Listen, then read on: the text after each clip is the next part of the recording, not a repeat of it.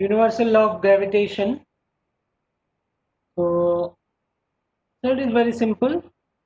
If there are two masses of capital M and small m, and they are separated with by some distance d, and there will be always forces by object A on the object B and by object B on the object A. There is always forces.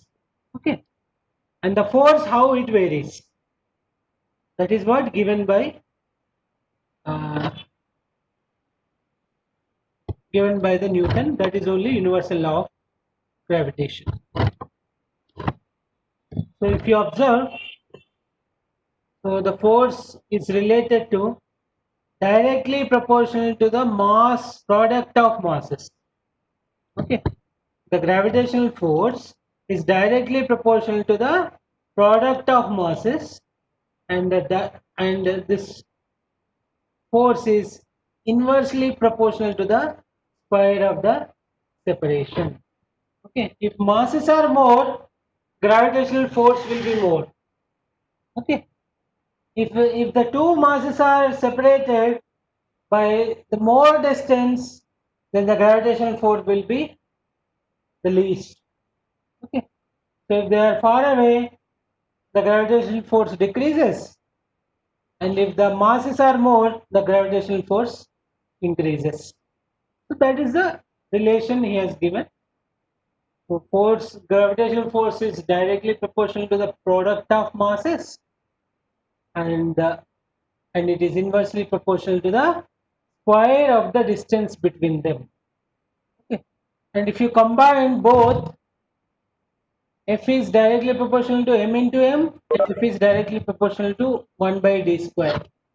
You can say that, see this as F is directly proportional to 1 by d square, or F is inversely proportional to d square. Both are correct only.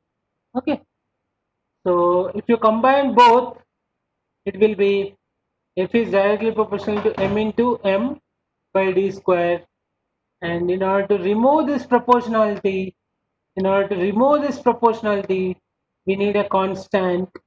So that it becomes an equation, and that constant is universal gravitation constant.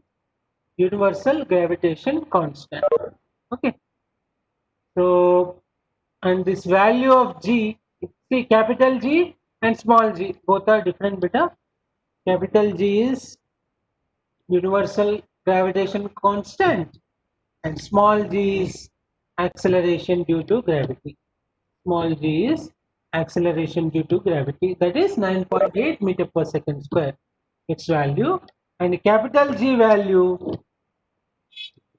6.67 into, can anyone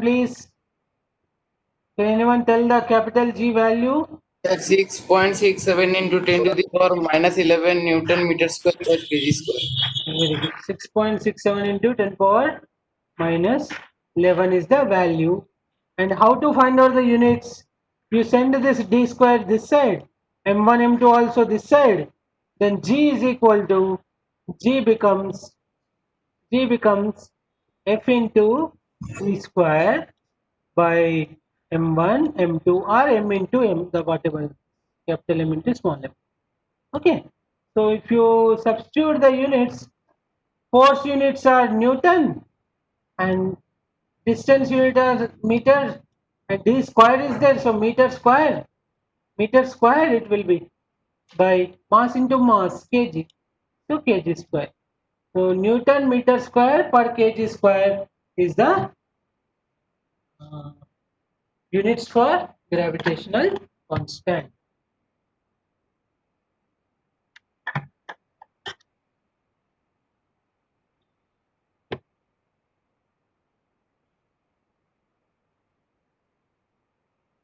Okay, capital G is a universal gravitational constant, that is 6.67 into 10 power minus 11 k Newton meter square per kg square, and small g is the acceleration due to gravity, that is 9.8 meter per second square, and both are different See, capital G is always constant. Okay, capital G, wherever the part of the universe, even if it is on the moon, on the earth, on the other planet, on the other star, on the meteoroid, or wherever the part of the universe, capital G value is constant. That is 6.67 into 10 power 11 only. But small g value varies. If it is on the surface, it will be different. On the moon, it will be different. And when on the in the space, it will be different. And when you go some certain height, g value will be different. When you go certain depth, small g value different. And at the poles, it is different. At the equator, it is different. Okay. So please don't confuse capital G and small g. Both are different. And these values you have to remember. Okay.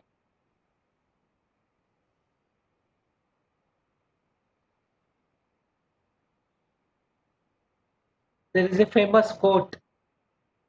There is a famous quote by Einstein. That is, he says that even after contribution of mathematics, physics, so much contribution he has done, but he says that I am collecting some pebbles. I am collecting some pebbles on the seashore.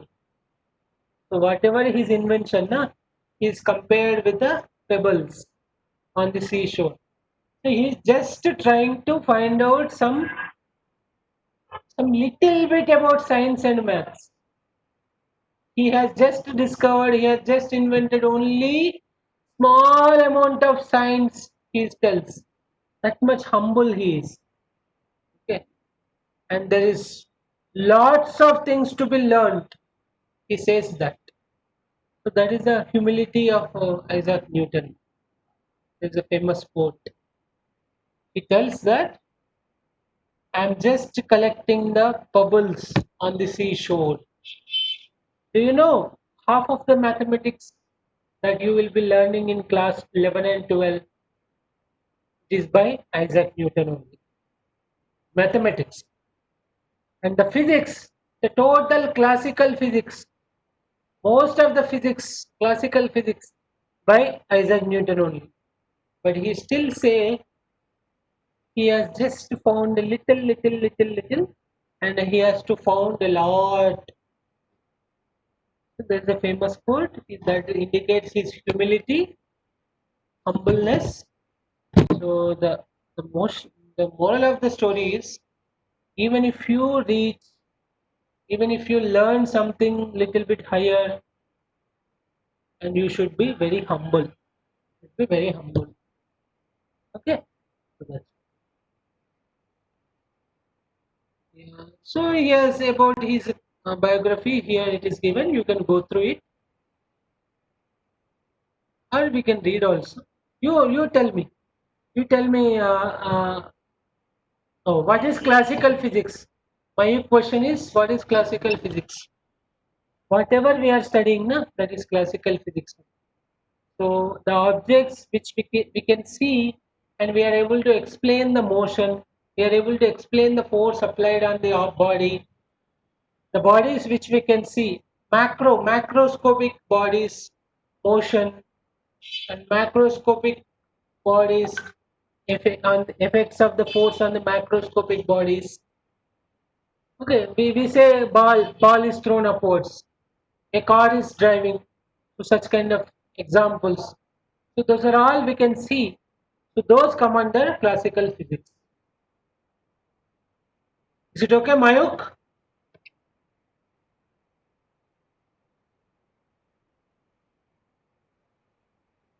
Optics, does optics fall under classical physics?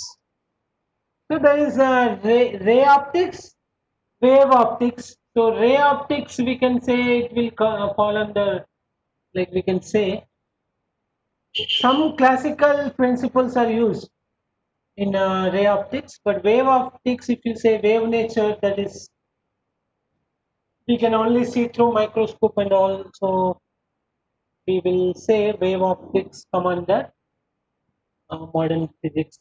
or quantum physics, and this ray optics come under classical. Is it okay, Mayuk? Yeah.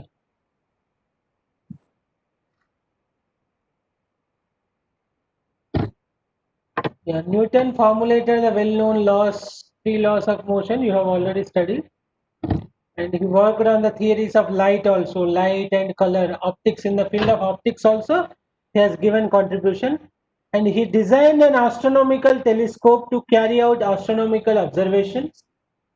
Okay, and Newton was also a great mathematician. He invented a new branch of mathematics called calculus.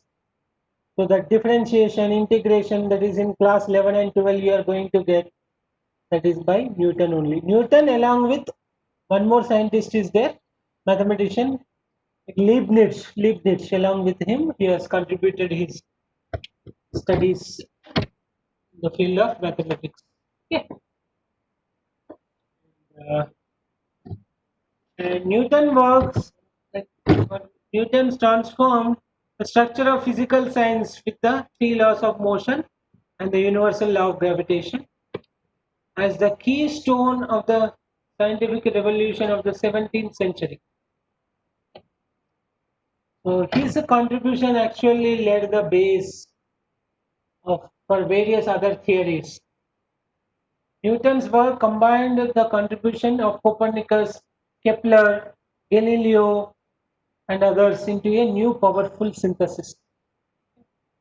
And it is remarkable that though the gravitational theory could not be verified at that time, there was hardly any doubt about its correctness.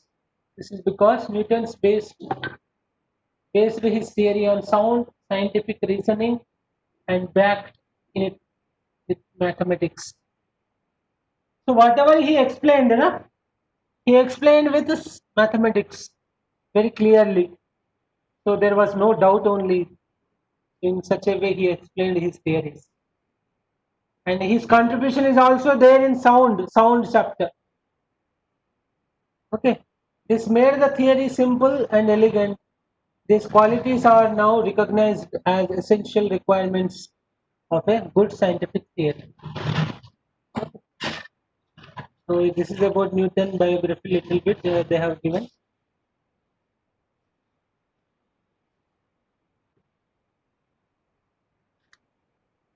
Any questions? Next, coming to the doubt which was asked by Subhajit again. Like according to universal law of gravitation, wherever there is a mass and if they are separated with some distance, and there will be a gravitational force will act. Okay, so that's like you and in between your laptop, you and in between your mobile, you and in between your table, there will be gravitational force according to this.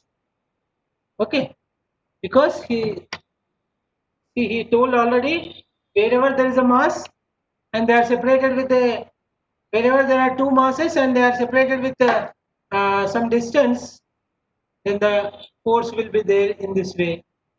Okay. Now coming to the question, there are two buildings also in the, like one building is there and another building is there, and they are having some masses. They are having some heavy mass only compared to you and your laptop, and they are separated with some distance, but still they are unable to attract or repel, or there is no gravitational force. We are unable to see why it is so. Why it is so? Sharbani, you can also tell this because I have shared that link which I have already explained in Netsi Verma. You can tell this, I think. You and Subhojit, both of you can tell this answer.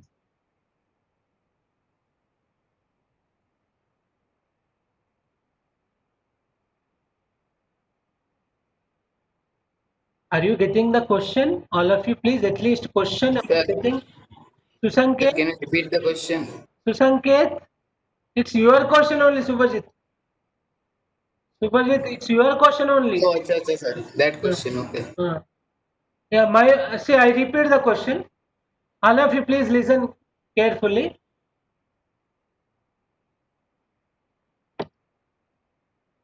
One building is there, and another building is there. Yeah, you have seen, na?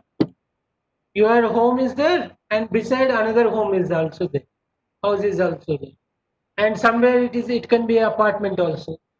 Somewhere it is an independent house also.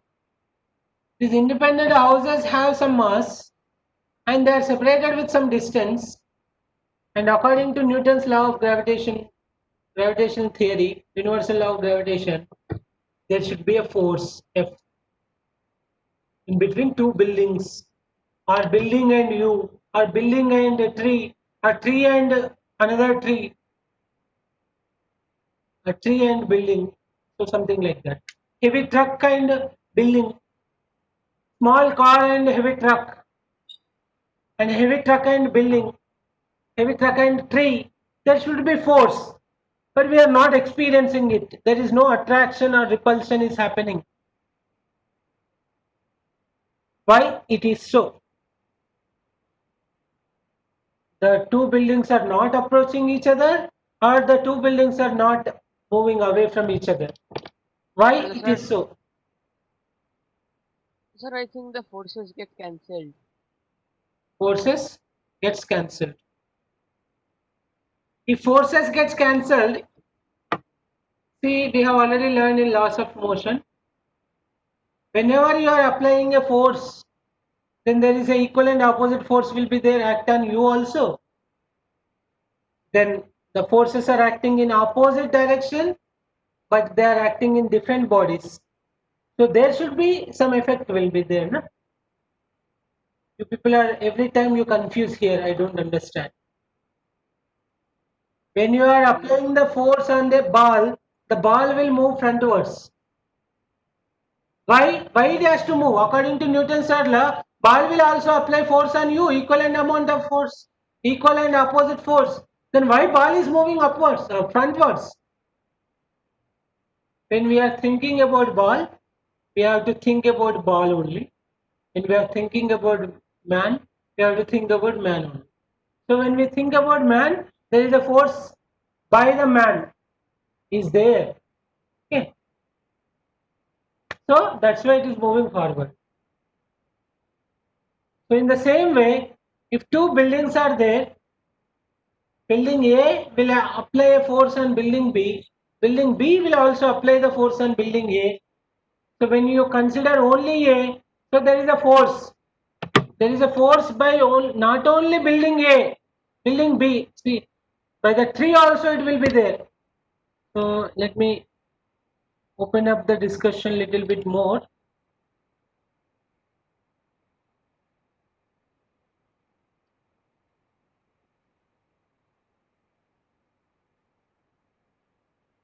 Here is one building. Okay.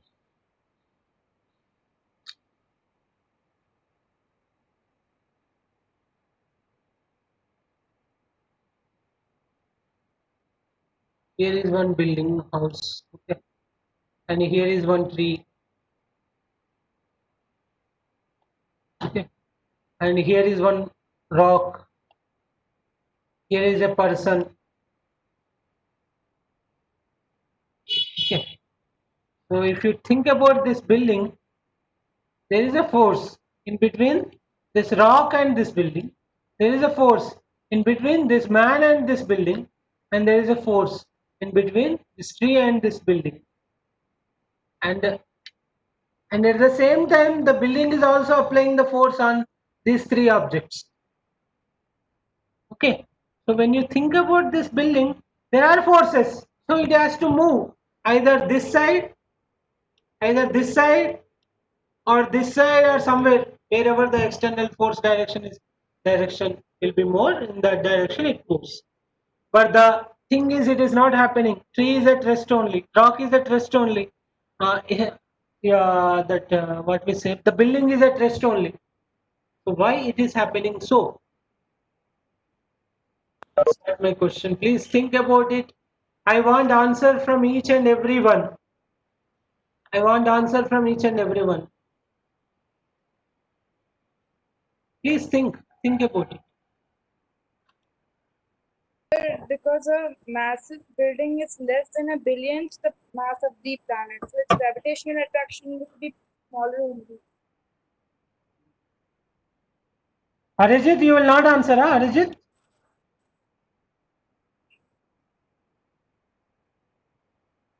Arijit is not there only. Great. Ankita, your answer, please. Ankita. Ankita.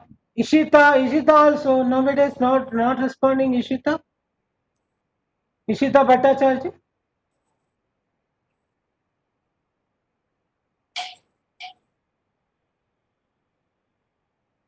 Ishita is not there. Ankita, your answer, Ankita.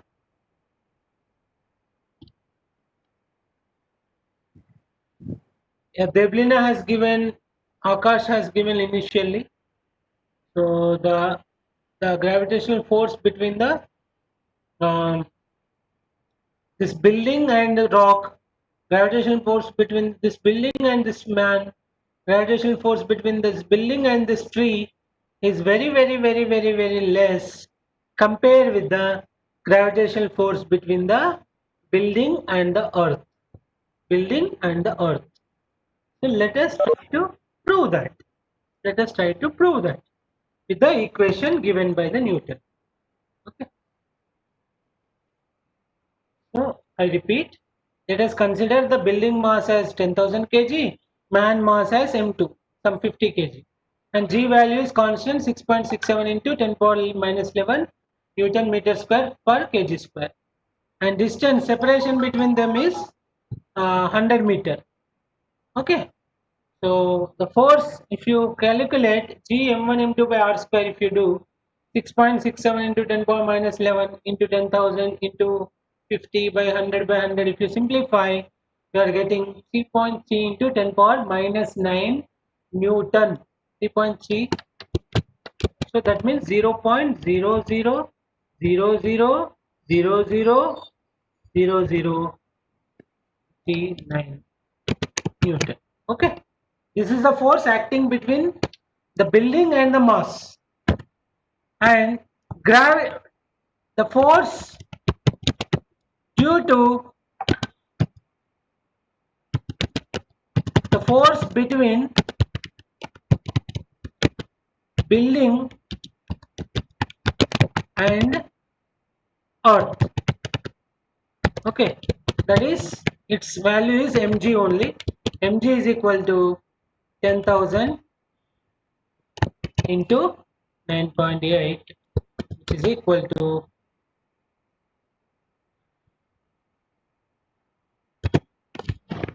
this is the answer.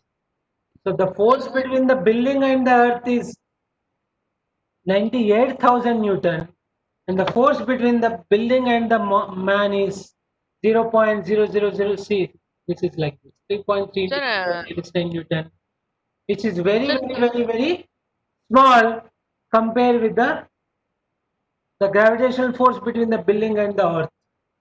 So for that is the reason the bodies are not attracting, or the bodies are not repelling, or the bodies are not approaching towards each other, the bodies are not moving away from each other. Okay. So with this kind of mathematics only you can understand. hello, Now sir. Akash question. Now Akash question.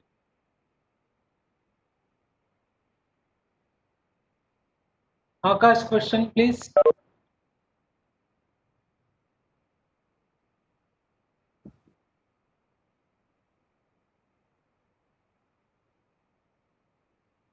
Please Sir, ask your question, sir.